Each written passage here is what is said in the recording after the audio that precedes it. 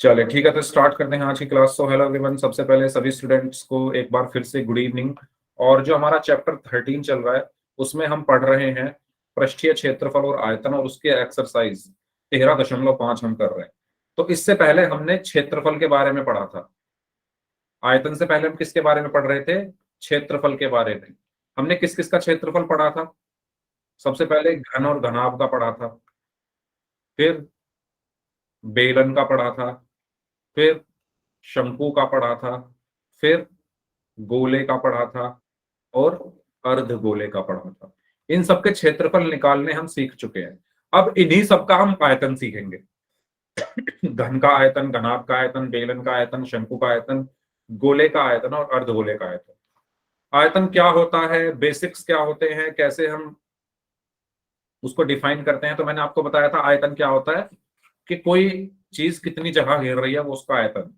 ठीक है, ये पेन है, मैंने ये हाथ में पकड़ा हुआ है, इस कमरे में ये कितनी जगह घेर रहा है इस टाइम, इस कमरे में ये कितनी, इस कमरे की कितनी जगह घेर रहा है, ये इसका आयतन है। ठीक है, तो आयतन क्या होता है? कोई वस्तु कितनी जगह घेर रही है वो उसका आयतन कहलाती है।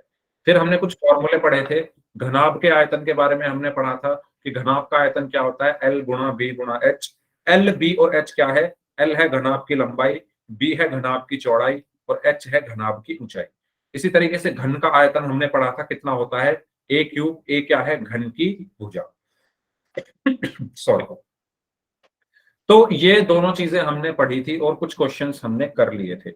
ये बताओ, कुछ डाउट है किसी को इन सब चीजों में? आयतन के फॉर्मूले में या आयतन होता क्या है, इसमें कोई डाउट हो तो पूछ लो। अदरवाइज फिर हम अपनी एक्सरसाइज पर चलते हैं, जहां हमने इसको छोड़ दिया था वहां से अब इसको शुरू करेंगे। ठीक है, तो एक्सरसाइज प्रश्नावली 13.5 का क्वेश्चन नंबर 3 आपके सामने है। इस क्वेश्चन को आपको सॉल्व करना है। तो इस क्वेश्चन में कहा गया है एक घनाभाकार बर्तन 10 मीटर लंबा है, यानी इसकी जो लंबाई है बर्तन की वो 10 मीटर दी हुई है। 8 मीटर चौड़ा है, जो चौड़ाई है वो 8 मीटर दी हुई है। इसको कितना ऊंचा बनाया जाए? एच मुझे निकालना है कि इसमें 380 घन मीटर द्रव आ सके। तो मुझे कोई बताएगा ये 380 घन मीटर क्या है? क्या है ये 380 घन मीटर क्या है? हाँ, वॉल्यूम, वेरी गुड। ठीक है, क्या है ये? वॉल्यूम है, आयतन है। क्यों है? क्योंकि इसका मात्रक देखो। मात्रक क्या है? घन मीटर, मतलब मीटर का क्यूब। और क्यूब में जो मात्रक होता है वो किसका होता है? आयतन का। तो हमें आयतन दिया हुआ है यहां पर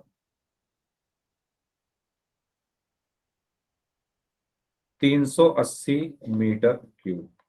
क्या आप एच निकाल सकते हो? सभी लोग निकालो फॉर्मूले में रखकर। आयतन का फॉर्मूला क्या होता है? घनाभ के एल गुणा बी गुणा एच। ठीक है, फॉर्मूले में रखिए, बताइए एच कितना आएगा सभी लोग। मैंने आपके सामने क्वेश्चन लिख दिया है, लंबाई दी है, चौड़ाई दी है, ऊंचाई निकालनी है और आयतन दिया है। Hello, hello everyone, good evening, good evening. जो बच्चे अभी अभी आए हैं वो भी इस क्वेश्चन को सॉल्व करेंगे। क्वेश्चन नंबर 3 हमारा प्रश्नावली 13.5 का। करिए सॉल्व सभी लोग जल्दी से। क्या आंसर आएगा, क्या ऊंचाई आएगी, बताइए।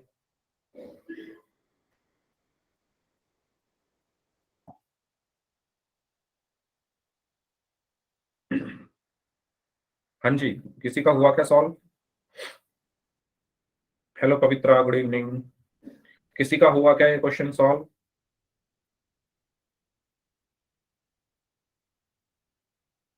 19/4 जतिन। हेलो पवित्रा। प्रियांशु 300। एच 300, 300 कैसे आ गया भाई?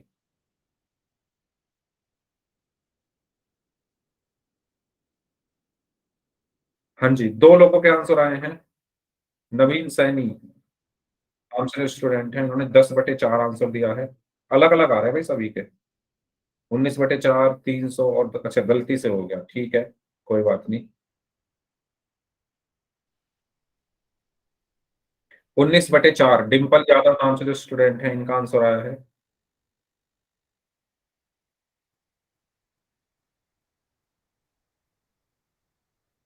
शिवा, शिवानी। बाकी लोग भी आंसर दें। योगेश खोवल नाम से जो स्टूडेंट हैं। अभिषेक निनानिया नाम से स्टूडेंट हैं, मनीष नाम से हैं, बाकी 19/4 आ रहा है काफी लोगों का, 19/4 मीटर। प्रवेश, पवन कुमार, आयुष शर्मा नाम से हैं एंड अभिषेक है। तो इन बच्चों ने आंसर दिया है इसका 19/4। तो आयतन का फॉर्मूला क्या होता है? ये आयतन किसका है? घनाभ का। घनाभाकार बर्तन है, घनाभ का आयतन क्या होता है? एल गुणा बी गुणा एच, एल गुणा बी गुणा एच। बराबर है तो बराबर आया, 380 है तो 380 आ गया। ठीक है, आयतन की जगह मैंने क्या रख दिया? फॉर्मूला। बराबर के साथ साथ बराबर, 380 के साथ 380। एल कितना है? 10 गुणा बी कितना है? 8 गुणा एच मुझे निकालना है, बराबर 380। तो 10 गुणा 8 कितना हो गया, या एच बराबर कितना हो गया? 380 बटे नीचे आ जाएगा 10 गुणा 8। ये जीरो से ये जीरो कट गई तो कितना बचा? 38/8। तो ये 2 से कट जाएगा 19, और 2 चौक 8, तो 19/4 मीटर। ठीक है, आप इसको भाग भी कर सकते हो 19 को 4 से। तो जब आप इसको भाग करोगे तो ये आएगा 4 चौक 16, 4 सत्ते 28, 4 पंजे 20, 4.75 मीटर। ठीक है, या 19/4 भी आप बोल सकते हो। ये आपका आंसर हो। समझ आया सभी को? कोई डाउट हो तो पूछ लीजिए, कोई डाउट हो इस क्वेश्चन में तो पूछ लीजिए, आसान है। सभी को क्लियर हुआ? नेक्स्ट, नेक्स्ट क्वेश्चन करते हैं। 8 मीटर लंबा, 6 मीटर चौड़ा, एल बराबर है 8 मीटर, बी बराबर है 6 मीटर, और 3 मीटर गहरा, एच बराबर है 3 मीटर। एक घनाभाकार गड्ढे गड्ढा खुदवाने में जो खर्चा आता है वो कितना आ रहा है? व्यय कितना आ रहा है? 30 रुपए प्रति मीटर क्यूब की दर से होने वाला आपको क्या निकालना है? कुल व्यय निकालना है। कुल खर्चा कितना होगा? तो मुझे बताओ, कहीं इस क्वेश्चन में लिखा हुआ है कि आयतन निकालना है हमें? कहीं इस क्वेश्चन में लिखा हुआ है कि हमें आयतन निकालना है? अगर ये क्वेश्चन पेपर में आता है तो आप कैसे डिसाइड करोगे कि आयतन निकालना है या क्षेत्रफल? कैसे डिसाइड करोगे आप? सर मीटर क्यूब है। Very good. तो जो व्यय आपको दिख रहा है वो किस में दिख रहा है?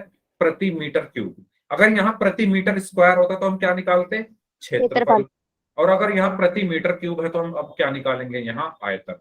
ये वाला डिफरेंस सबको समझ आया? अब हमने क्वेश्चंस किए थे ऐसे, उसमें घन घनाभ बेलन के जब क्षेत्रफल निकाल रहे थे तो व्यय प्रति मीटर स्क्वायर में होता था, वहां पर तो हम क्षेत्रफल निकालते थे। यहाँ पर जो व्यय है वो प्रति मीटर क्यूब में है, तो हम क्या निकालेंगे? आयतन। तो गड्ढे का आयतन हम निकालेंगे यहाँ पर। गड्ढे का आयतन कितना होगा? एल गुणा बी गुणा एच। एल कितना है? 8, बी कितना है? 6, एच कितना है? 3। तो ये कितना हो जाएगा? 144 मीटर क्यूब, है ना? 6×3 = 18, 18×8 = 144। ठीक है, अब व्यय कितना दिया हुआ है? 1 मीटर क्यूब का कितना व्यय है? 1 मीटर क्यूब पर व्यय कितना है? 30 रुपए। तो 144 मीटर क्यूब पर कितना होगा? 30 गुणा 144। तो 3 चौक 12, 3 चौक 12 और 1 13, 3 एकम 3 और 1 4, 4,320 रुपए। ये मेरा आंसर। ठीक है, आसान था। कुछ था इस क्वेश्चन में? ऐसे क्वेश्चन आते हैं पेपर में, तो कुछ नहीं था इसमें। बस पेपर में जब आए तो ये मीटर क्यूब का ध्यान रख कर लेना, कभी क्षेत्रफल निकाल कर गुणा कर दो। ठीक है, इसमें कंफ्यूज मत होना कि कभी आप क्षेत्रफल निकाल कर गुणा कर दो, क्योंकि जो गड्ढा खोद रहा है वो पैसे जो ले रहा है आपसे, वो किस हिसाब से ले रहा है? आयतन के हिसाब से। तो आप आयतन के हिसाब से ही तो पैसे दोगे उसे। ऐसा थोड़ी ना है वो आयतन के हिसाब से खोद रहा है या आयतन के हिसाब से पैसे ले रहा है और आप क्षेत्रफल के हिसाब से उसे दोगे, तो नुकसान होगा जो गड्ढा खोद रहा है उसका। ठीक है, तो ये चीज सभी को क्लियर? है ना। नेक्स्ट क्वेश्चन नंबर 5, एक घनाभाकार टंकी की धारिता आपको दी हुई है, 50,000 लीटर पानी उसमें रह सकता है। यदि इस टंकी की लंबाई, ठीक है, आपको क्या दिया हुआ है, धारिता दी हुई है 50,000 लीटर, ठीक है। टंकी की जो लंबाई है वो कितनी है, 2.5 मीटर। टंकी की जो गहराई है एच है वो है 10 मीटर। आपको इसकी चौड़ाई निकालनी है, कितनी होगी। निकाल सकते हैं क्या आप लोग, बताइए कैसे निकालोगे चौड़ाई। सबसे पहली चीज तो आप ये देखो, ये मीटर में है सब, और अब चौड़ाई हमेशा मीटर में होती है। कभी आपने सुना है चौड़ाई लीटर में? लीटर में कभी चौड़ाई नहीं होती। चौड़ाई हमेशा या तो मीटर में होगी, या सेंटीमीटर में होगी, या मिलीमीटर में होगी, ठीक है, इनमें होती है। 50 मीटर क्यूब, चौड़ाई को मीटर क्यूब में ला रहे हो आप। अच्छा, ये बताया होगा आपने, ओके, ठीक है। तो हमें क्या करना पड़ेगा, इस लीटर को मीटर में बदलना पड़ेगा। और जब जैसे ही मैं इसको मीटर में बदलूंगा तो ये धारिता क्या हो जाएगी, आयतन। मैंने आपको बताया था पिछली क्लास में, धारिता दो चीजें बताई थी, एक बताई थी धारिता और एक बताया था आयतन। मैंने आपको बताया था कि धारिता का मात्रक होता है लीटर, और मैंने आपको बताया था आयतन का मात्रक होता है मीटर क्यूब या सेंटीमीटर क्यूब। तो जैसे ही मैं इस लीटर को किसमें बदल दूंगा, मीटर क्यूब में, तो ये धारिता किसमें बदल जाएगी, आयतन में। ये चीज सभी को क्लियर हुई या नहीं, ठीक है। धारिता और आयतन में अंतर क्या होता है, एक ग्लास है पानी का, वो ग्लास कितनी जगह घेर रहा है वो उसका आयतन है, और उस गिलास में कितना पानी आ सकता है वो उस पानी की धारिता है। ये चीज क्लियर हुई आपको। एक ग्लास है, उसके अंदर पानी भरा हुआ है, वो ग्लास अगर किसी कमरे में या किचन में रखा है, तो उस कमरे या किचन के कितनी जगह घेर रहा है वो उस ग्लास का आयतन है, और उस गिलास के अंदर कितना पानी है वो उसकी धारिता है। तो धारिता को हम लीटर में मापते हैं, आयतन को मीटर क्यूब में। तो मैं इस धारिता को किस में बदल दूंगा, क्योंकि ये सब मीटर में है ना, चौड़ाई मीटर में आएगी तो इसको मुझे मीटर में बदलना पड़ेगा। और हमें पता है, क्या पता है, कि 1 मीटर क्यूब बराबर क्या होता है, 1,000 लीटर। 1 मीटर क्यूब बराबर 1,000 लीटर। तो यहां से मैं इसको किस में बदलूंगा, मीटर क्यूब में। तो कैसे बदलूंगा, अब अगर 1,000 लीटर बराबर 1 मीटर क्यूब है, तो 1 लीटर बराबर 1/1000 मीटर क्यूब हुआ, और 50,000 लीटर बराबर,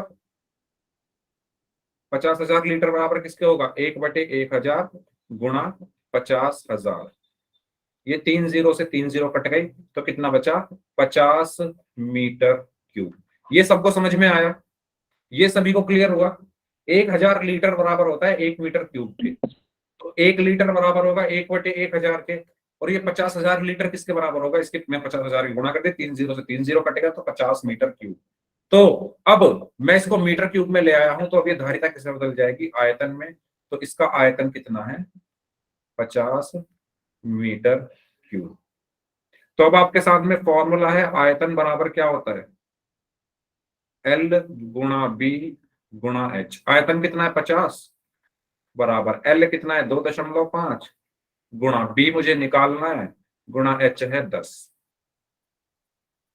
तो ये क्या आया, 50 बराबर 2.5 की 10 में गुणा करोगे तो कितना आएगा, 25 गुणा बी। तो बी बराबर कितना आया, 50/25, और 25 एकम 25, 25 दूनी 50, यानी 2 मीटर। ये आपका क्या आ गई, चौड़ाई आ गई। ये आपकी क्या आ गई, चौड़ाई आ गई। समझ आया क्वेश्चन, क्वेश्चन सभी को समझ आया। ये पूरा क्वेश्चन आपकी स्क्रीन पर है। कैसे किया, क्वेश्चन में कोई डाउट हो तो पूछ लीजिए। सबसे पहले मैंने धारिता को किसमें बदला, आयतन में। कैसे, लीटर को मीटर क्यूब में बदलकर। उसके बाद फॉर्मूले में रख दिया, और आंसर आया 2 मीटर। ठीक है, धारिता और आयतन में अंतर सबको क्लियर है।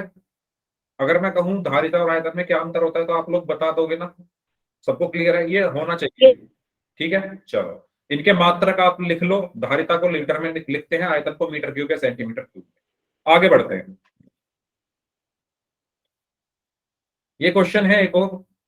एक गांव है जिसकी जनसंख्या कितनी है, 4000। ठीक है, एक गांव में कितने लोग रहते हैं, 4000, और प्रतिदिन प्रति व्यक्ति 150 लीटर पानी की आवश्यकता होती है। यानी जो गांव में जो 4000 लोग रहते हैं उसमें से हर एक इंसान कितने लीटर पानी यूज करता है, 150 लीटर। तो कुल पानी कितना यूज हुआ गांव में, कुल उपयोग किया गया पानी, कोई बताएगा मुझे, एक दिन में। ठीक है, एक दिन में लिखेंगे, एक दिन में उपयोग किया गया पानी,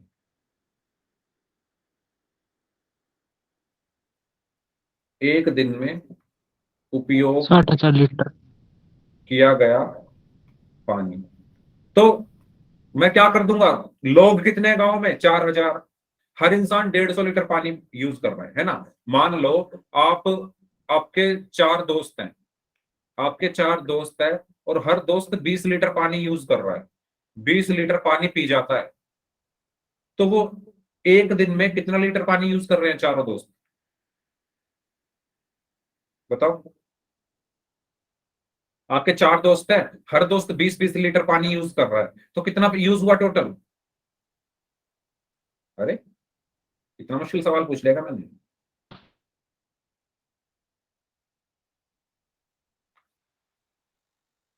80। 80। Very good. ठीक है, चार दोस्त है, एक ये रहा, एक ये रहा, एक ये रहा, एक ये रहा।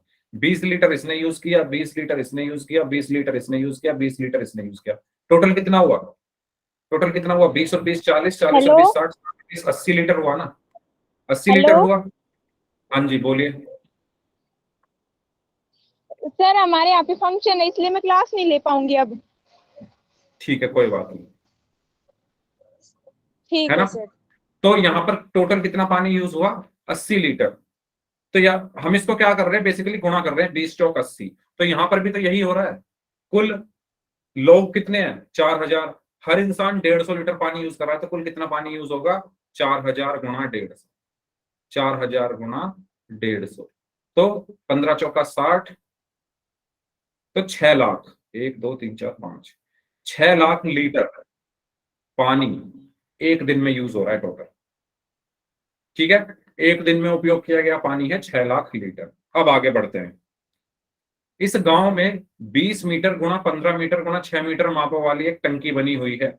इस टंकी का पानी वहां कितने दिन के लिए पर्याप्त होगा। तो जो पानी की टंकी है उसकी माप कितनी है, 20 मीटर गुणा 15 मीटर गुणा 6 मीटर। तो अगर मैं कहूं उस टंकी में कितना पानी आ सकता है, तो आप कैसे बताओगे, आयतन निकालकर या धारिता कह सकते हो। अगर मैं उस टंकी की धारिता निकाल लूं, ठीक है, मैंने धारिता का मतलब क्या बताया, कि एक गिलास के अंदर कितना पानी आ सकता है, वो धारिता है। ऐसे ही एक टंकी के अंदर कितना पानी आ सकता है, वो धारिता है। तो मैं यहां पर क्या निकालता हूं, मैं निकालता हूं इसकी धारिता। धारिता से निकालने से पहले मैं निकालूंगा इसका आयतन। तो आयतन क्या होगा इसका, टंकी का आयतन क्या होगा, 20 गुणा 15 गुणा 6, यानी 1800 मीटर क्यूब, सॉरी। और धारिता कितनी होगी, धारिता किसमें लेते हैं हम, लीटर में। तो इसको मैं लीटर में बदल दूंगा। लीटर में कैसे बदलूंगा, 1 मीटर क्यूब बराबर क्या होता है, 1000 लीटर। 1 मीटर क्यूब बराबर 1000 लीटर। तो 1800 मीटर क्यूब कितना होगा, 1800 गुणा 1000, यानी 18 लाख लीटर। यानी उस टंकी की जो धारिता है वो कितनी है, 18 लाख लीटर है। यानी उस टंकी में कितना पानी आ सकता है, 18 लाख लीटर। ये सबको क्लियर हुआ या नहीं, बताइए। उस टंकी में पानी कितना आ सकता है, 18 लाख लीटर। और एक दिन में कितना पानी यूज हो रहा है, 6 लाख लीटर। तो कितने दिन चलेगा, आपके पास 10 चॉकलेट है, आपके पास टोटल 10 चॉकलेट है, और डेली दो दो खा जा रहे हो आप, तो कितने दिन चलेंगे वो। आपके पास 10 चॉकलेट हैं और डेली आप 2 चॉकलेट खा रहे हो, डेली आप 2 चॉकलेट खा रहे हो, तो कितने दिन चलेगी, 5 दिन। Very good. तो आपने कैसे निकाला, 10 को 2 से भाग कर दिया, यानी 5 दिन चलेगी। अगर बड़ी संख्याओं में कंफ्यूज हो जाया करो, छोटी छोटी संख्याएं लेकर चेक कर लिया करो। तो यहां पर भी तो कुछ ऐसा ही है। टोटल पानी कितना है? 18 लाख लीटर। टोटल पानी कितना है? 18 लाख लीटर। और एक दिन में कितना यूज हो रहा है? 6 लाख।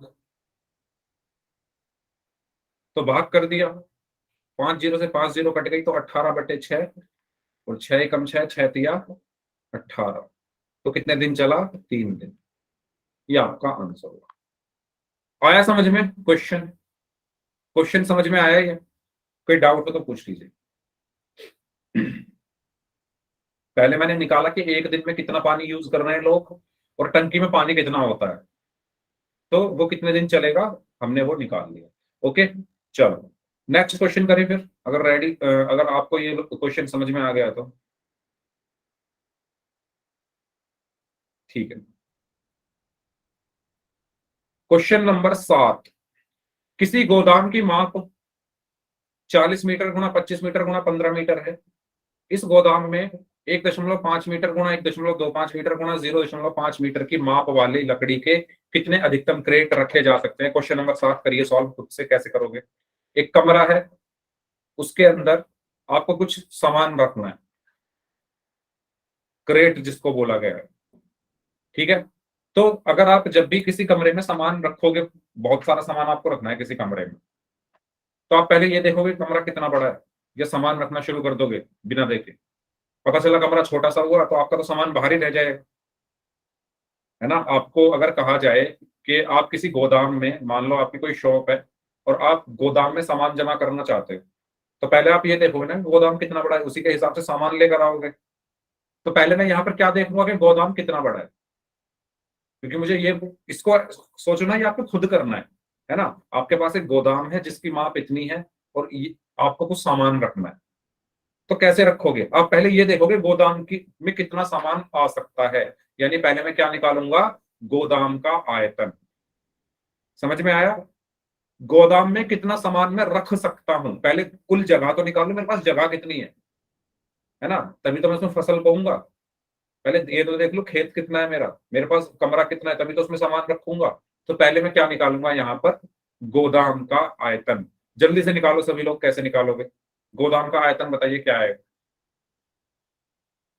गोदाम का आयतन आपको बताना है क्या आएगा?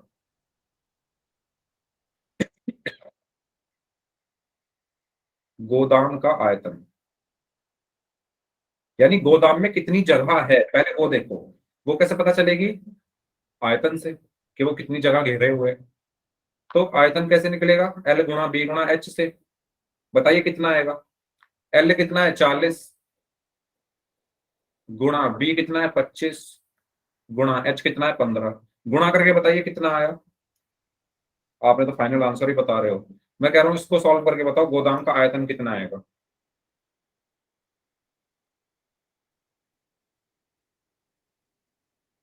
गोदाम का आयतन कितना आएगा? अगर जिन जो बच्चे 16,000 फाइनल आंसर दे रहे हैं उन्होंने आयतन तो निकाला होगा इसका, या बिना आयतन निकाले काटा है? बताओ। वैसे हम बिना बिना आयतन आयतन निकाले भी निकाल काट सकते काटता हैं। है।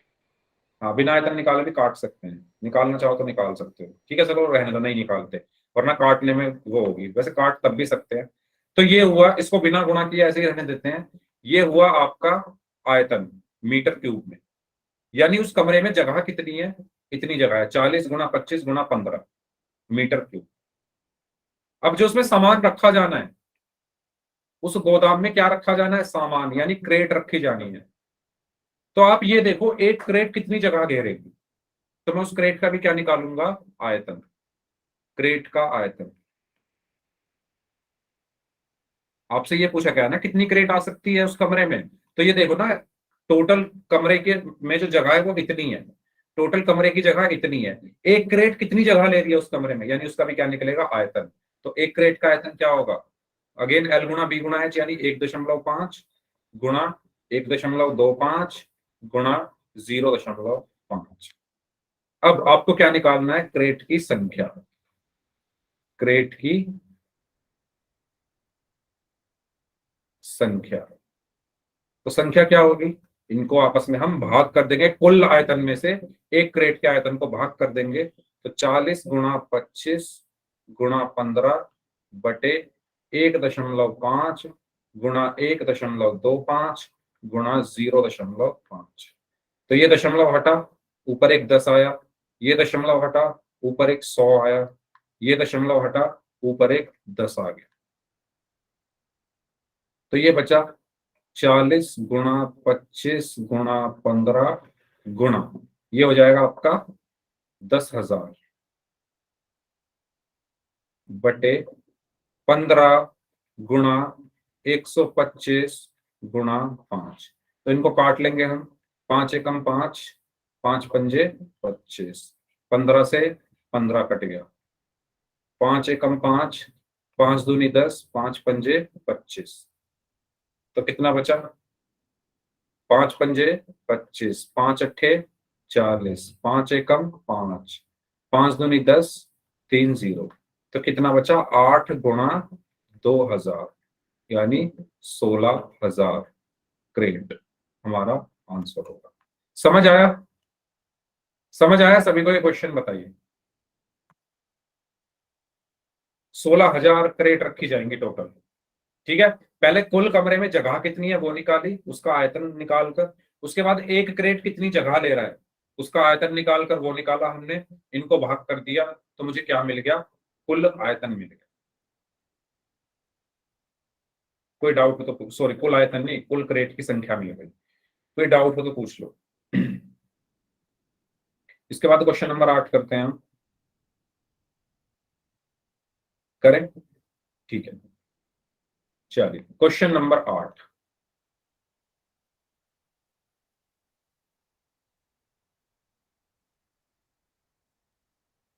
क्वेश्चन नंबर 8 में क्या बोला गया है? क्वेश्चन नंबर 8 में बोला गया है 12 सेंटीमीटर भुजा वाला एक ठोस घन है। ठीक है, एक घन है, एक घन बना रहा हूं मैं यहां पर। घन कैसा होता है, जिसकी सभी भुजाएं बराबर हो, इस तरीके से। ठीक है,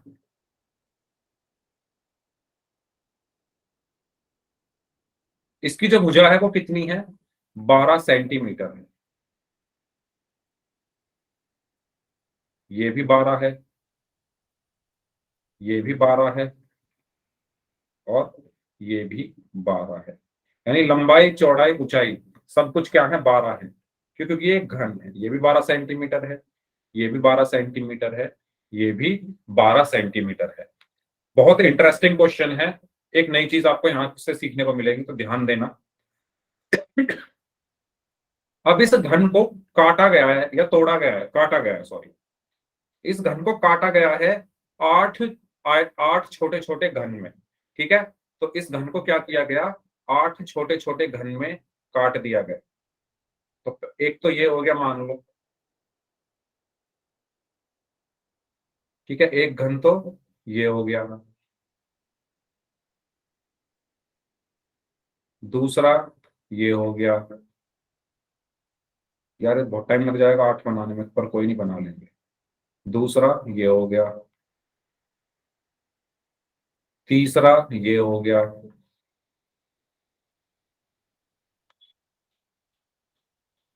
चौथा ये हो गया, पांचवा मान लो ये हो गया, छठा मान लो ये हो गया, सातवां मान लो ये हो गया,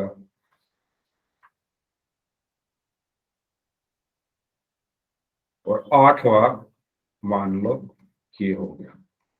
ठीक है, तो क्या किया गया है, इस घन को काटा है और इस घन से 8 छोटे घन बना दिए, और सभी के आयतन क्या है, बराबर है। क्वेश्चन में क्या लिखा हुआ है, 12 सेंटीमीटर वाला एक ठोस घन था जिसकी भुजा 12 सेंटीमीटर थी, उसको बराबर 8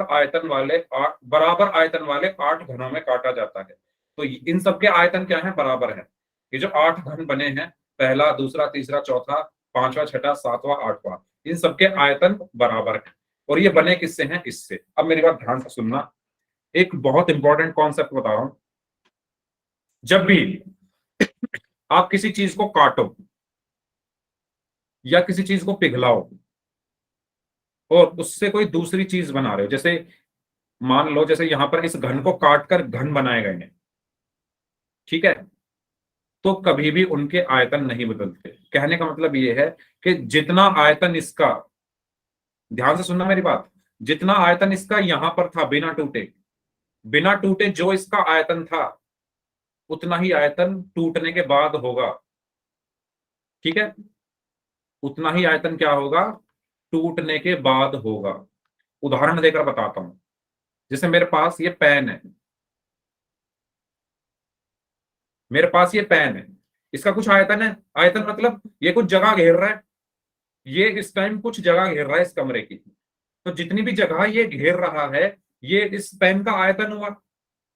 ये बात सभी को क्लियर है? आयतन क्या होता है कि कोई वस्तु कितनी जगह घेर रही है। ये पेन इस कमरे में इस टाइम है, स्पेस में इस टाइम ये है, तो ये कुछ जगह घेर रहा है अपनी, तो वो इसका आयतन होगा।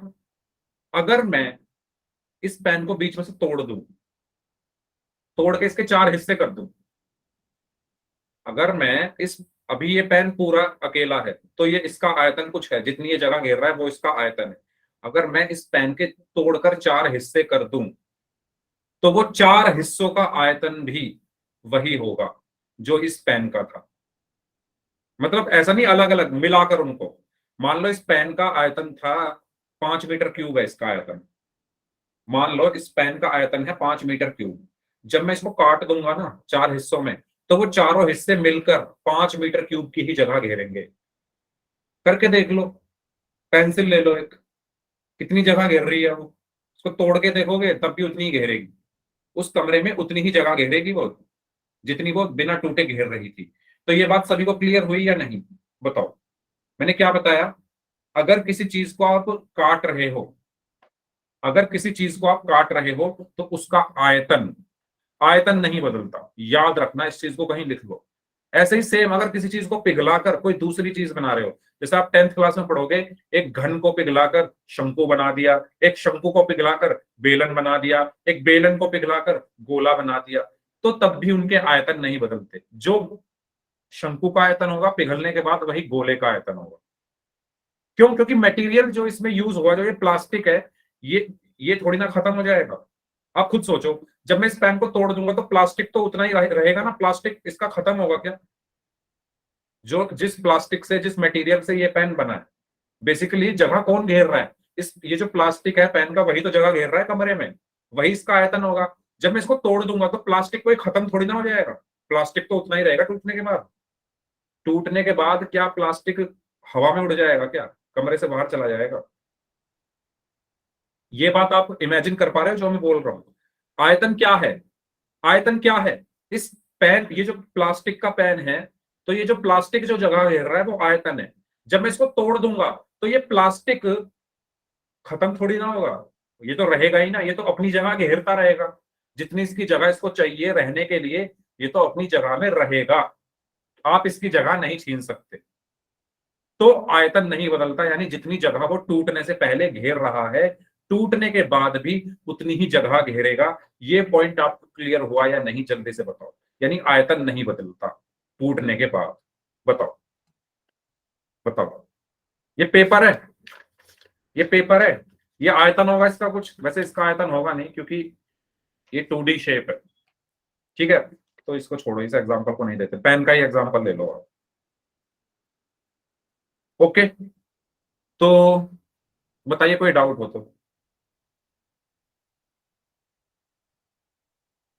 तो यहां से आपने क्या सीखा? इस पॉइंट को लिख लीजिए।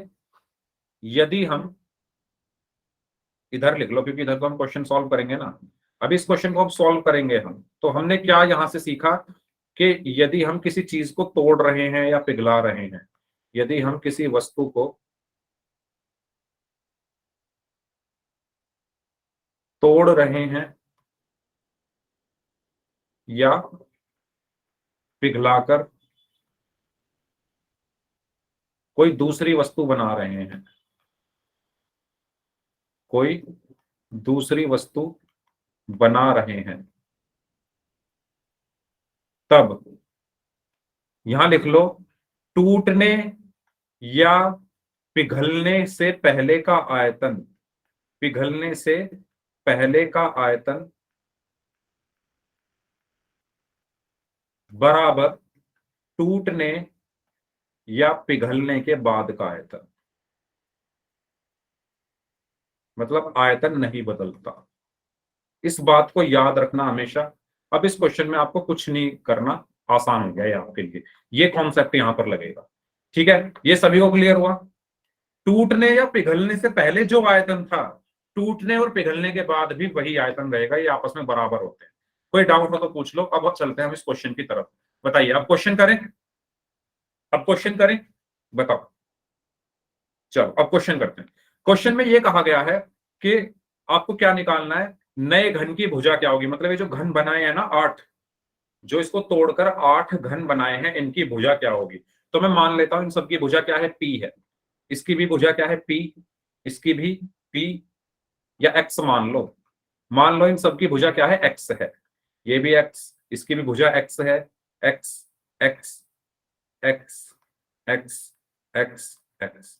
ठीक है, ये जो 8 घन तोड़कर, इस घन को तोड़कर जो ये 8 बनाए गए हैं, इनकी भुजा बतानी कितनी होगी। तो मैंने मान लिया इनकी भुजा कितनी है, एक्स। अब जल्दी से इसका आयतन बताओ क्या होगा, इस घन का आयतन क्या होगा, बड़े वाले घन का आयतन, बड़े वाले घन का आयतन क्या होगा। ए का क्यूब होता है फॉर्मूला, ए कितना है 12, यानी 12 का क्यूब। और 12 का क्यूब कितना होता है, 1728 सेंटीमीटर क्यूब। होगा या नहीं होगा, जल्दी बताओ। इस घन का आयतन क्या होगा, ये जो घन है जिसकी एक भुजा 12 सेंटीमीटर है, टूटने से पहले, टूटने से पहले ये कितनी जगह घेर रहा था, 1728 सेंटीमीटर क्यूब। ये पेन टूटने से पहले कितनी जगह घेर रहा था, है ना। ये पेन टूट, जब मैंने इसको तोड़ने से पहले कितनी जगह घेर रहा था, ऐसे ही ये घन टूटने से पहले कितनी जगह घेर रहा था, 1728 सेंटीमीटर क्यूब। अब इसको तोड़ दिया, तो तोड़ने के बाद बताओ इस वाले घन का आयतन क्या होगा, एक्स क्यूब। इस ये जो घन है, इसकी एक भुजा क्या है, एक्स है। तो आयतन क्या होगा, एक्स की घात 3 होगा। होगा या नहीं होगा, होगा या नहीं होगा, जल्दी बताओ। इसका भी एक्स की घात 3 होगा, इसका भी आयतन एक्स की घात 3 होगा। इसका भी आयतन एक्स की घात 3, इसका भी एक्स की घात 3, इसका भी एक्स की घात 3, इसका भी एक्स की घात 3, और इसका भी एक्स की घात 3 होगा। बताओ जल्दी से, होगा या नहीं होगा। फॉर्मूले से अगर किसी घन की एक भुजा एक्स है, तो उसका आयतन क्या होगा, एक्स की घात 3, इसका भी एक्स की घात 3, इसका भी x 3, x 3, x 3, x 3, x cube, x cube. ये क्लियर हुआ सभी को। तो बताओ टूटने के बाद कुल आयतन कितना होगा, टूटने के बाद यानी छोटे वाले घन का कुल आयतन कितना होगा, 1 2 3 4 5 6 7 8, 8 एक्स क्यूब। होगा या नहीं होगा, इन सबका आयतन टोटल कितना होगा, 8 एक्स क्यूब होगा ना। एक्स क्यूब इसका, एक्स क्यूब इसका, x cube, x cube, x cube, x cube, x cube, x cube. तो टोटल आयतन कितना हो गया, 8 एक्स क्यूब। और मैंने अभी बताया ये बराबर होंगे आपस में, 1728 और 8 एक्स क्यूब आपस में बराबर होंगे। क्यों, क्योंकि ये लिखा हुआ है टूटने से पहले का आयतन बराबर होगा टूटने के बाद का आयतन। तो टूटने से पहले यानी बड़े वाले घन का आयतन क्या था, 1728, और टूटने के बाद यानी छोटे वाले घनों का आयतन कितना है, 8 एक्स क्यूब। तो 8 एक्स क्यूब जो है वो बराबर होगा 1728 के। अगर इसमें कोई डाउट है यहां तक तो पूछ लीजिए, यहां तक कोई डाउट है तो पूछ लीजिए। कॉन्सेप्ट बस वही लगा रहा हूं, टूटने से पहले जो आयतन था और टूटने के बाद जो आयतन है वो बराबर होते हैं। कोई भी चीज अगर टूट रही है तो वो अपनी जगह नहीं छोड़ेगी, जितनी जगह वो पहले घेर रही थी उतनी जगह बाद में घेरेगी। ठीक है, अब यहां से आप क्या निकाल सकते हो, एक्स क्यूब निकाल लोगे आसानी से। तो एक्स क्यूब बराबर क्या हुआ, 1728/8। ठीक है, इसको भाग कर लो, 8 दूनी 16, 8 एकम 8, 8 छिंग 48। तो एक्स क्यूब बराबर कितना आया, 216। x बराबर क्या आया, क्यूब इधर जाकर क्या बन जाएगा, घनमूल, 216 का घनमूल। और 216 का घनमूल कितना होता है बताइए, निकालना सिखाया था आपको। Yes, very good Jatin. 216 का घनमूल कितना होता है, अभाज्य गुणनखंड विधि, 2 एकम 2, 0, 2 अट्ठे 16, 2 पंजे 10, 2 चौक 8, 2 दूनी 4, 2 सत्ते 14, 3 नम 27, 3 तिया 9, 3 एकम 3।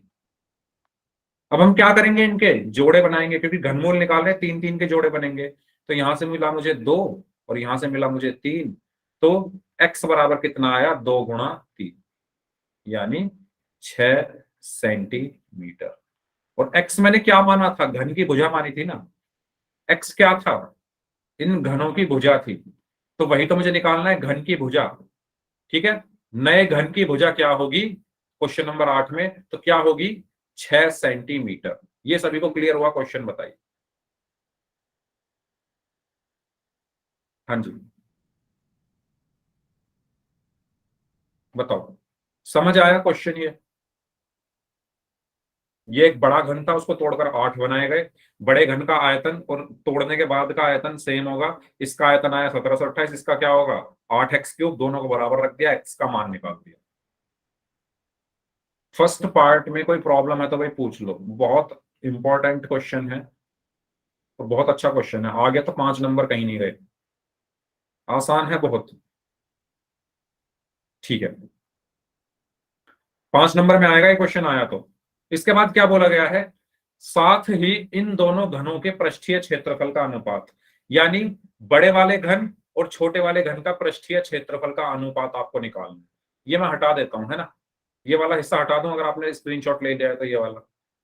ठीक है, तो ये लिख लेना भाई कहीं, जो आपको याद रहे, ये काम आएगा आपको, 10th क्लास में भी काम आएगा, अब तो आएगा ही आएगा। ठीक है, अब आपको क्या निकालना है, पृष्ठीय क्षेत्रफल का अनुपात, पृष्ठीय क्षेत्रफल का अनुपात। तो जल्दी से बताइए, पृष्ठीय क्षेत्रफल क्या होता है घन का, घन का पृष्ठीय क्षेत्रफल का फॉर्मूला क्या होता है, 6a², यही होता है, यही होता है, बताओ भाई। तो बड़े वाले घन का क्या होगा पृष्ठीय क्षेत्रफल, बड़े वाले घन का पृष्ठीय क्षेत्रफल क्या होगा, 6a²। ए क्या है, भुजा, तो भुजा कितनी है बड़े वाले की, 12, यानी 6 गुणा 12 का स्क्वायर हो गया, 6 गुणा 12 का स्क्वायर, यानी 6 गुणा 12 गुणा 12। ठीक है, ऐसे ही छोटे वाले घन का क्या होगा, छोटे वाले घन का पृष्ठीय क्षेत्रफल क्या होगा, 6x² होगा, क्योंकि इसमें भुजा मैंने x मानी थी, x मानी थी ना सारी भुजाएं, तो इसका क्षेत्रफल क्या हुआ, 6x²। या इसको मैं क्या लिख सकता हूं, x कितना आया था, 6, 6 गुणा 6 का स्क्वायर, यानी 6 गुणा 6 गुणा 6। इनका अनुपात निकालना है, इनका क्या निकालना है, अनुपात। तो अनुपात क्या होगा, 6 गुणा 12 गुणा 12 बटे 6 गुणा 6 गुणा 6, 6 से 6 कट गया, 6 एकम 6, 6 दूनी 12, 6 एकम 6, 6 दूनी 12, 4/1। तो अनुपात कितना आया इसका, अनुपात कितना आया, 4:1, या 1:4 भी आप बोल सकते हो, ये आपका अनुपात आया। ठीक है, क्लियर, बताओ। इस क्वेश्चन में किसी को कोई डाउट है तो पूछ लीजिए, 5 नंबर का क्वेश्चन है भाई, बताओ। कोई डाउट हो किसी को तो पूछ लीजिए इस क्वेश्चन पे, फिर हम नेक्स्ट क्वेश्चन करते हैं। नेक्स्ट क्वेश्चन और भी मजेदार है, यहां पर आपको थोड़ी फिजिक्स लगेगी। नेक्स्ट क्वेश्चन, चलो क्वेश्चन नंबर 9 करें फिर, चले क्वेश्चन नंबर 9। क्वेश्चन नंबर 9 में कहा गया है कि एक 3 मीटर गहरी, ठीक है, तो यानी h बराबर दिया हुआ है 3 मीटर, 40 मीटर चौड़ी, b बराबर दिया हुआ है 40 मीटर, एक नदी 2 किलोमीटर प्रति घंटा की चाल से यहां पर नदी की चाल दी हुई है, चाल कितनी दी हुई है, 2 किलोमीटर प्रति घंटा की चाल से बहकर समुद्र में गिरती है। 1 मिनट में समुद्र में कितना पानी गिरेगा, है ना, 1 मिनट में कितना पानी गिरेगा ये आपको बताना है। अच्छा, सबसे पहली चीज हमें ये डिसाइड करना है कि हमें करना क्या है, इसमें क्षेत्रफल निकालना है, आयतन। तो मैंने आपको बताया था जब भी कहा जाए भरना है, रखना है, तो एक तरीके से समुद्र में पानी गिरने के बाद क्या होगा, भरेगा, है ना, भरने वाला कॉन्सेप्ट आ गया ना यहाँ पर भी। यानी पानी कितनी जगह घेरेगा समुद्र में जाकर, तो यहाँ किसका फॉर्मूला लगेगा, किसका फॉर्मूला लगेगा, आयतन का। क्यों, क्योंकि पानी समुद्र में गिरने के बाद वो क्या कर रहा है, समुद्र में गिरने के बाद जगह घेरेगा ना कुछ। ये जो पानी नदी से समुद्र में जाके गिरेगा तो समुद्र में जाकर कुछ जगह घेरेगा, और जब भी जगह घेरेगा तो आयतन का कॉन्सेप्ट आ जाएगा। तो यहां पर हमें क्या निकालना है, बेसिकली आयतन निकालना है, ठीक है, आयतन निकालना है। लेकिन सवाल ये उठता है कि सर आयतन के लिए मुझे लंबाई चाहिए, चौड़ाई चाहिए, ऊंचाई चाहिए। ऊंचाई और चौड़ाई तो है, लंबाई तो है ही नहीं, चाल दे दी है, चाल का मैं क्या करूं। तो देखो, चाल का आपको ये करना है, ध्यान से सुनना इसका सॉल्यूशन। सबसे पहली चीज आप ये बताओ कि एक सड़क पर आप चले 1 मिनट में कुछ दूरी, एक सड़क है इस तरीके से, ठीक है, उस सड़क पर आप कुछ दूरी चले 1 मिनट के लिए, 1 मिनट के लिए आप कुछ दूरी चले, तो वही लंबाई होगी उस सड़क की या नहीं। 1 मिनट के लिए सिर्फ कह रहा हूं मैं, सिर्फ 1 मिनट के लिए कितनी लंबाई होगी उस सड़क की, उस 1 मिनट की बात कर रहा हूं मैं। जिस 1 मिनट आप चले सड़क पर, जितनी दूरी आप चले, उस सड़क की लंबाई उस 1 मिनट में उतनी ही नापोगे या नहीं, जल्दी बताओ। अगर मैं कहूं 1 मिनट में आप कितना चले, 1 मिनट में आप कुछ दूरी चले, यहां से आपने शुरू करा और यहां तक गए 1 मिनट में, तो यही लंबाई हो गई सड़क की 1 मिनट के अंदर। 1 मिनट के अंदर जो लंबाई होगी सड़क की वो दूरी के बराबर होगी, लंबाई क्या होगी, दूरी के बराबर होगी। ये बात आपको क्लियर हुई या नहीं, जितनी दूरी आप चले उतनी ही लंबाई हो गई सड़क की 1 मिनट। उस 1 मिनट के की बात कर रहा हूं सिर्फ मैं, उस 1 मिनट की बात कर रहा हूँ, लंबाई तो पता नहीं कितनी होगी सड़क की, लेकिन उस 1 मिनट के टाइम पीरियड में आप जितनी चले उतनी ही उसकी लंबाई सर होगी। हाँ जी बोलो। सर हमारे यहाँ फंक्शन है इसलिए आवाज नहीं आ रही। कोई बात नहीं भाई, रिकॉर्डिंग देख लेना, ठीक है। Okay sir. हाँ जी, जो मैंने कॉन्सेप्ट आपको बताया ये समझ आया। तो मैं यहां पर फॉर्मूला लगाऊंगा, चाल बराबर दूरी बटे समय, चाल बराबर दूरी बटे समय। ये फॉर्मूला आपने फिजिक्स में पढ़ा होगा, पढ़ा है सभी ने, चाल बराबर दूरी बटे समय, या दूरी बराबर चाल गुणा समय, यस सर। ठीक है। तो इसकी हेल्प से मैं क्या निकालूंगा, दूरी निकालूंगा, इसकी हेल्प से मैं क्या निकालूंगा, दूरी, और वही क्या हो जाएगी, उस 1 मिनट की लंबाई। समझ आया मैंने क्या बताया था अभी, जितनी दूरी आप 1 मिनट में चल रहे हो वही लंबाई हो गई, तो यहां पर भी मैं दूरी निकाल लूंगा, तो वही लंबाई हो जाएगी, और लंबाई मुझे मिल जाएगी, फिर लंबाई चौड़ाई ऊंचाई से आयतन निकल जाएगा। तो कैसे, समय कितना है 1 मिनट, समय कितना है मिनट में है, और चाल कितनी है घंटों में है, तो मुझे इनको सेम करना पड़ेगा पहली चीज तो। देखो, जो चाल है वो घंटे में दी हुई है, और समय जो है वो 1 मिनट का निकालना है ना मुझे। समय कितना दिया हुआ है, यहां लिख लेता हूं, समय दिया हुआ है 1 मिनट, कि 1 मिनट में कितना पानी गिरेगा उसमें। लेकिन जो चाल है वो घंटे में है, तो इसको मुझे मिनट में बदलना पड़ेगा। कैसे बदलूंगा, 1 घंटे में 60 मिनट होते हैं, तो 2/60, 60 से भाग कर दिया, किलोमीटर प्रति मिनट हो गया। ये सबको समझ में आया या नहीं, ये दोबारा बताऊं, किलोमीटर प्रति घंटे को मिनट में कैसे बदलेंगे, 1 घंटे में 60 मिनट होते हैं ना, तो 60 से भाग कर दिया, 2/60 किलोमीटर प्रति मिनट। एक चीज और है, एक चीज ये है कि ये मीटर में दिए हुए हैं, लंबाई और सॉरी ऊंचाई या गहराई और चौड़ाई मीटर में है, और ये किलोमीटर में, तो इसको भी मीटर में बदल दो। मीटर में कैसे बदलोगे, 1 किलोमीटर बराबर 1000 मीटर, तो 2 × 1000/60 मीटर प्रति मिनट हो गया, मिनट लिख लो, ठीक है। तो ये 0 से 0 कट गया, 2 एकम 2, 2 तिया 6, तो ये क्या आ गया 100/3 मीटर प्रति मिनट। तो ये क्या आ गई आपकी चाल आ गई है यहाँ पर, ये आपकी चाल आ गई है मिनट में और मीटर में, और समय कितना दिया है 1 मिनट।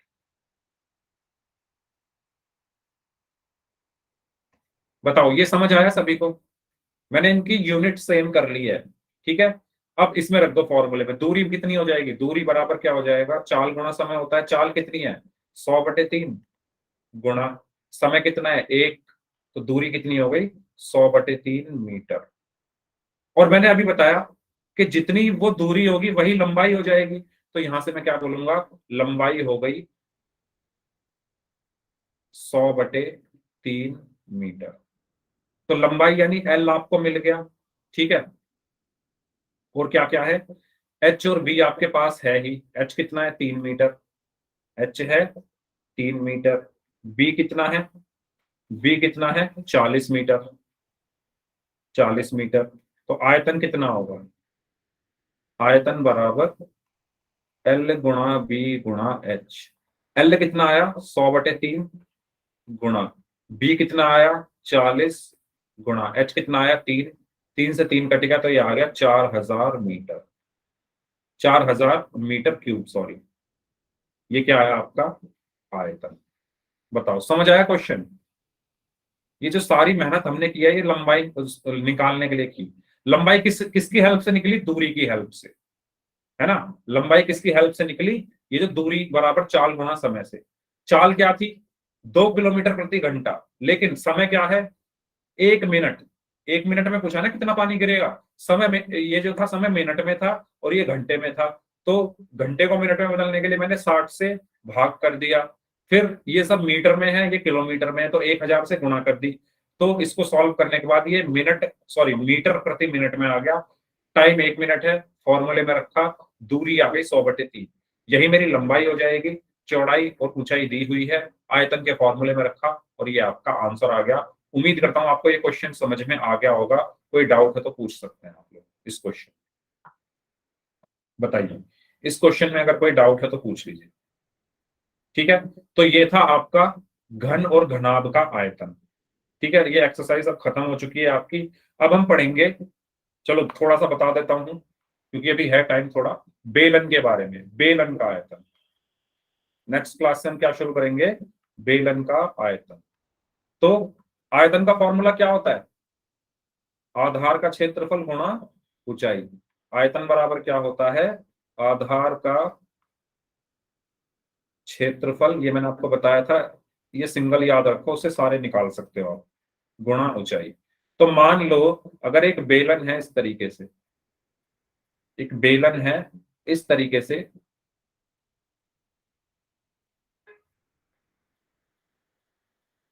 ठीक है। इसकी जो ऊंचाई है वो h है, इसकी ऊंचाई क्या है h है। इसका जो आधार की त्रिज्या है वो r है। तो मुझे बताओ आयतन का फॉर्मूला निकाल लोगे इससे, आयतन कितना होगा, आयतन कितना होगा, आधार का क्षेत्रफल।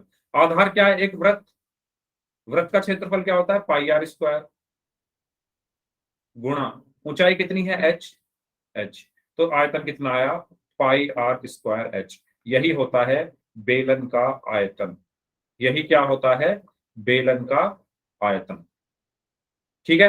तो इस फॉर्मूले को मैंने आपको बता दिया है, इस फॉर्मूले से रिलेटेड हम क्वेश्चंस करेंगे एक्सरसाइज 13.6 में, ठीक है। तो वो हम अगली क्लास में शुरू करेंगे एक्सरसाइज 13.6।